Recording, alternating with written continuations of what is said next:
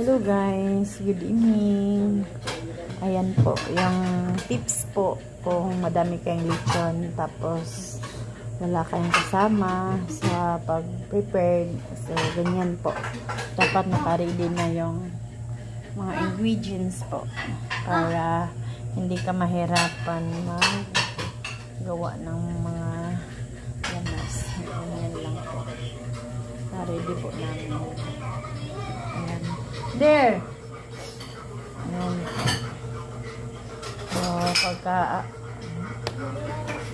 pagkabukas na umaga, so, mimix na lang din natin yung mga iba pang mga ingredients na ilalagay natin kasi naka-ready na po ito. Ang lagyan natin ng per kilo po. Ilang kilo yung anong timpla po ito siya.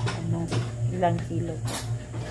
Lagyan ng mga panako o lamas. Ito, 30 kilos, 25 kilos, 25 kilos. Thank you so much.